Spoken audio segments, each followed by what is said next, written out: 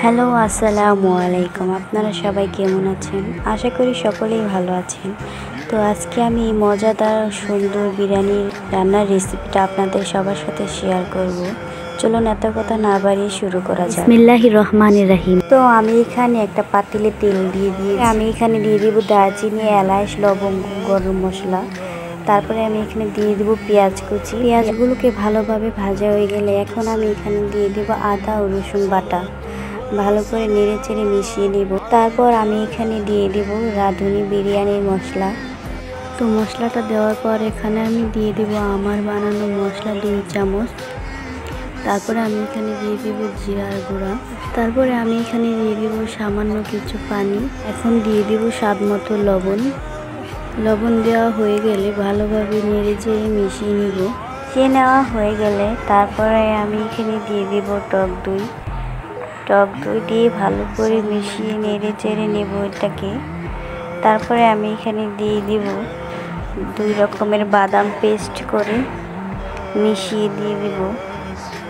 ভালো করে নেড়ে চেড়ে নেব। এখন আমি দিয়ে দেব সরিষার তেল। তারপরে আমি এখানে দিয়ে দেব আগে থেকে ধুয়ে রাখা গরুর মাংস। সবগুলো দিয়ে দেব। মাংসগুলো দিয়ে আমি এখানে ভালোভাবে নেড়ে চেড়ে নেব, ভালো করে মিশিয়ে নেব। তারপর আমি এখানে দিয়ে দেব টমেটো সস দিয়ে ভালো করে মিশিয়ে নেব, নেড়ে চেড়ে নেব। এটাকে ভালো করে রান্না করে নেব।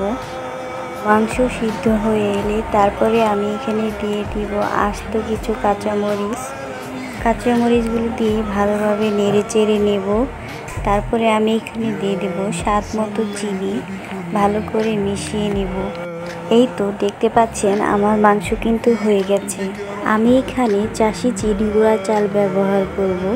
মাংসগুলোকে অন্য একটি পাত্রে উঠিয়ে রাখব। তারপর আমি একটি প্যানের মধ্যে তেল দিয়ে দেব আর গোটা গরম মশলা দিয়ে দেব।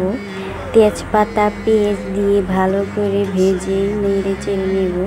তারপরে আমি এখানে চাল দিয়ে দেব, মাংসর মশলাগুলো দিয়ে দেব।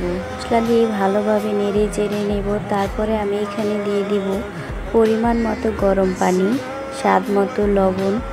ভালো করে নেড়ে চেড়ে কিছুক্ষণ জাল হওয়ার জন্য রেখে দেব। চালগুলোকে ভালো করে রান্না করে নেব। তারপরে আমি এখানে দুধ দিয়ে দিলাম। ভালো করে নেড়ে চেড়ে কিছুক্ষণের জন্য রেখে দেব। আর রান্না করার মাংস সব দিয়ে ভালো করে মিশিয়ে নেব। আর এখানে সুগন্ধ হওয়ার জন্য কেওড়া তেল দিয়ে দিব সামান্য একটু। কিছুক্ষণের জন্য ঢেকে রাখবো। এই তো দেখতে পাচ্ছেন আমাদের বিরিয়ানি, গরুর মাংসের বিরিয়ানি কিন্তু হয়ে গেছে। এই সহজ উপায়ে আপনিও কিন্তু বাসায় বসে এরকম গরুর মাংসের সুস্বাদু বিরিয়ানি কিন্তু রান্না করতে পারেন। আমার এই মজাদার সুস্বাদু বিরিয়ানি রান্না আপনাদের কাছে কীরকম লেগেছে অবশ্যই কমেন্টে জানাবেন।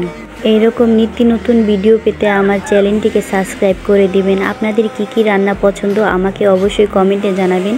আমি চেষ্টা করব ইনশাআল্লাহ। আল্লাহ হাফেজ।